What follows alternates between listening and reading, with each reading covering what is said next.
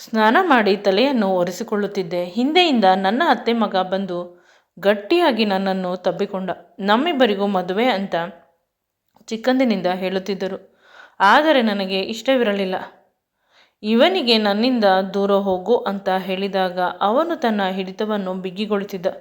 ನನ್ನ ತುಟಿಗೆ ನಿರಂತರವಾಗಿ ಮುತ್ತನ್ನು ಕೊಡಲು ಆರಂಭಿಸಿದ. ನಾನು ಅವನನ್ನು ತಳ್ಳಲು ಪ್ರಯತ್ನಿಸಿದರೆ ಅವನು ಹೋಗುತ್ತಿಲ್ಲ. ನಂತರ ಅವನ ಬಾಯಿಯ ಎಂಜಲನ್ನು ನನ್ನ ಬಾಯಿಗೆ ಹಾಕಿದ. ನನ್ನ ಸೊಂಟ ಮತ್ತು ಎದೆಗಳನ್ನು ನಿರಂತರವಾಗಿ ಇಸುಕುತ್ತಿದ್ದಾನೆ. ಮನೆಯಲ್ಲಿ ಯಾರೂ ಇಲ್ಲ ಅಂತ ತಿಳಿದು ದಿನಪೂರ್ತಿ ನನ್ನನ್ನು ಹಾಸಿಗೆಯ ಮೇಲೆ ಮಲಗಿಸಿ ನನ್ನ ಕೈಗಳನ್ನು ಮತ್ತು ಕಾಲುಗಳನ್ನು ಕಟ್ಟಿ ಅವನಿಗೆ ಇಷ್ಟ ಬಂದ ರೀತಿ ಬಳಸಿಕೊಳ್ಳುತ್ತಿದ್ದಾನೆ.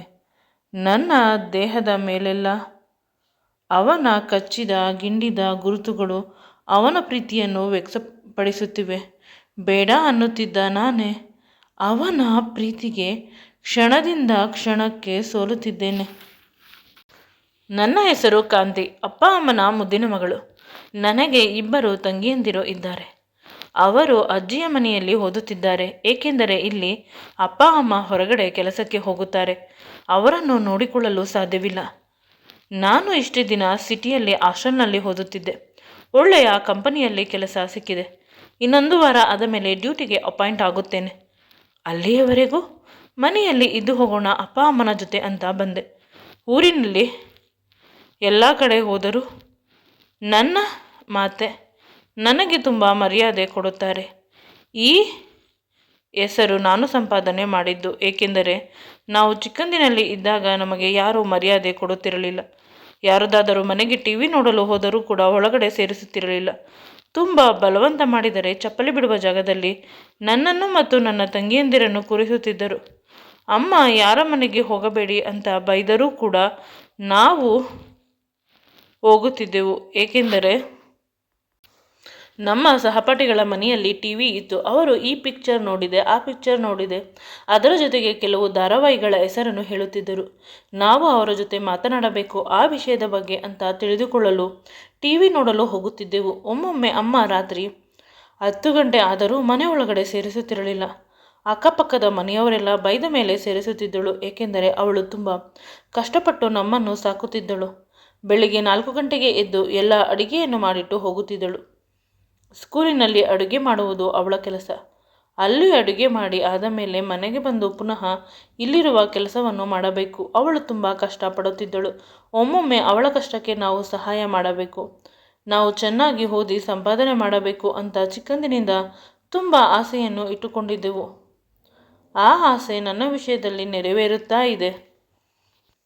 ಅತ್ತೆ ಮನೆಯಲ್ಲಿ ಟಿವಿ ಇತ್ತು. ಅಪ್ಪ ಅಲ್ಲಿಗೆ ಕರೆದುಕೊಂಡು ಹೋಗುತ್ತಿದ್ದರು.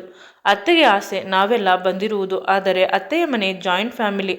ಅವರ ಅತ್ತೆ ಮಾವ ನಾದಿನಿ ಎಲ್ಲರೂ ಇದ್ದರು. ನಮಗೆ ಏನಾದರೂ ಕಾಫಿ ಕೊಟ್ಟರೆ ತಿನ್ನಲು ಕೊಟ್ಟರೆ ಮೊದಮೊದಲು ಏನು ಹೇಳುತ್ತಿರಲಿಲ್ಲ. ಆನಂತರ ತಿನ್ನಲು ಬರುತ್ತಾರೆ ಇವರು ಅಂತ ಬೈಯುತ್ತಿದ್ದರು. ನನ್ನ ಅತ್ತೆಗೂ ಕೂಡ ನೋವಾಗುತ್ತಿತ್ತು. ಇವೆಲ್ಲ ತಿಳಿದ ಮೇಲೆ ನಾವೇ ಹೋಗುವುದನ್ನು ಬಿಟ್ಟುಬಿಟ್ಟೆವು. ಅದೇ ಮನೆಯಲ್ಲಿ ಇರುವುದಕ್ಕಿಂತ ತುಂಬ ದೊಡ್ಡ ಟಿವಿಯನ್ನು ತರಬೇಕು ಅನ್ನುವುದು ನನ್ನ ಆಸೆ. ಚಿಕ್ಕಂದಿನಿಂದ ಆ ಪ್ರಯತ್ನದಲ್ಲಿ ಇದ್ದೇನೆ.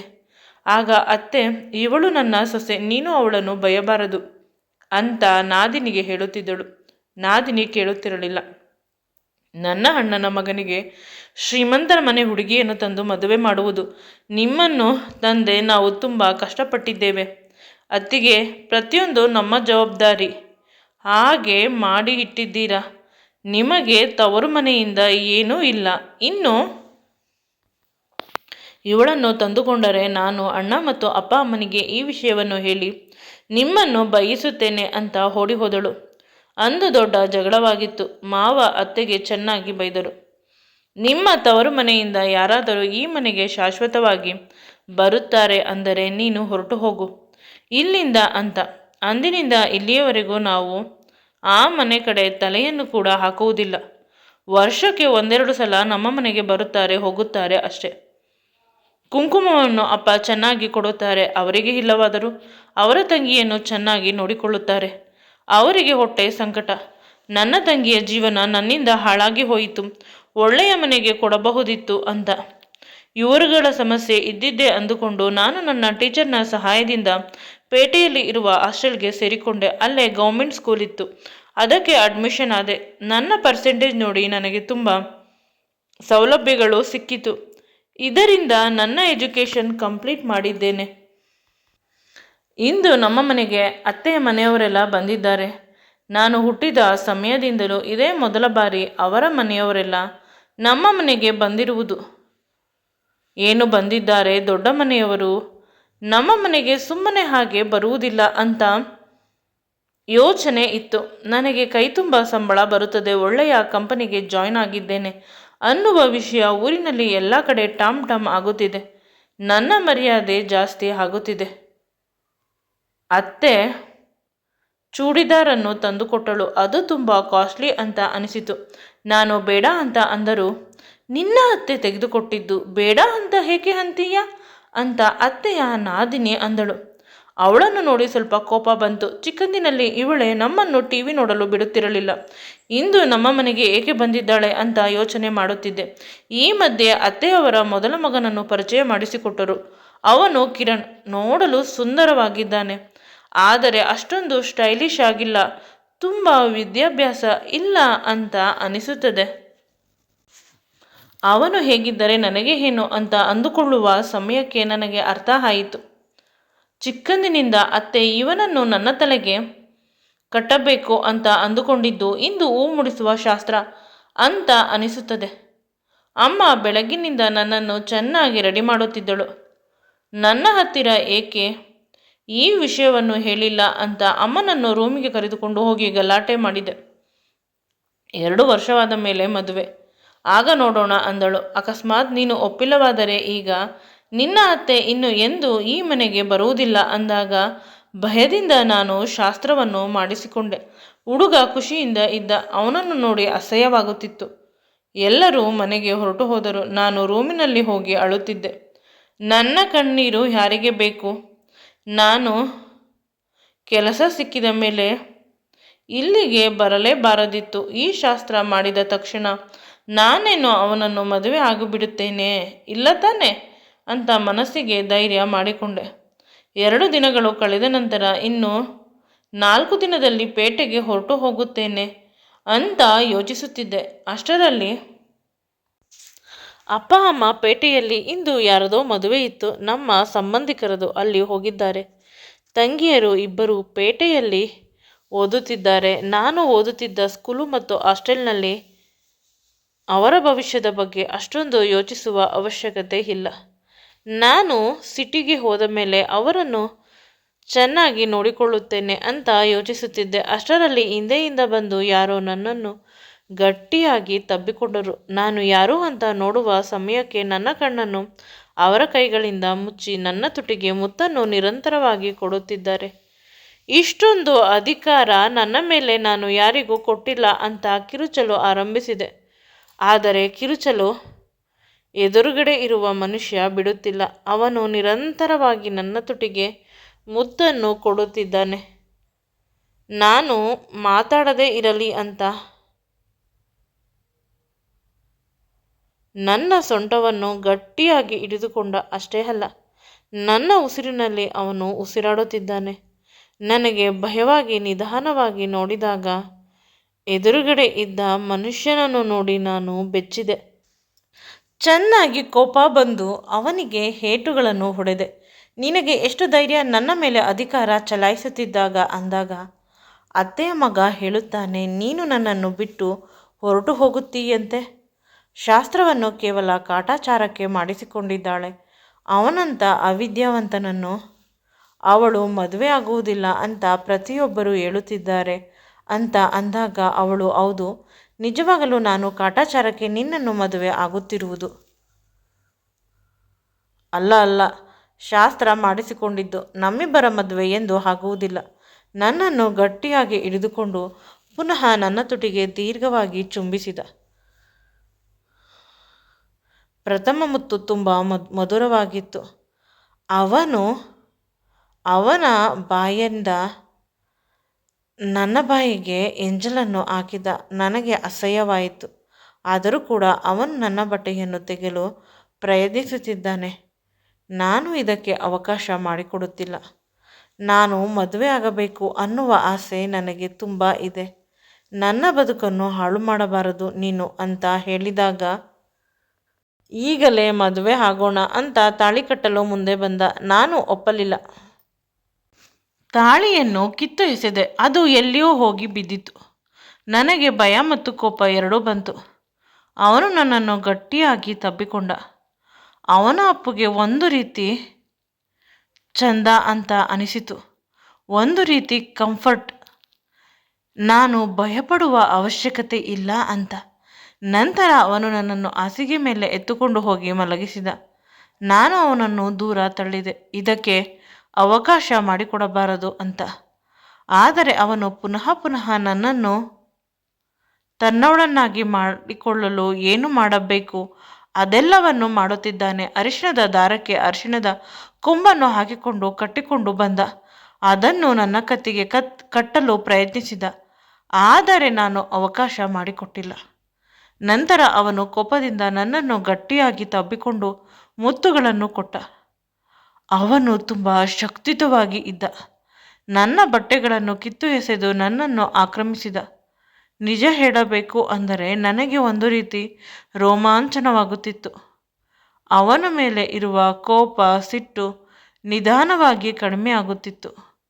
ಅವನು ಅಂದುಕೊಳ್ಳುತ್ತಿದ್ದಾನೆ ಅವನು ನನ್ನನ್ನು ತನ್ನವಳನ್ನಾಗಿ ಮಾಡಿಕೊಳ್ಳುತ್ತಿದ್ದಾನೆ ಅಂತ.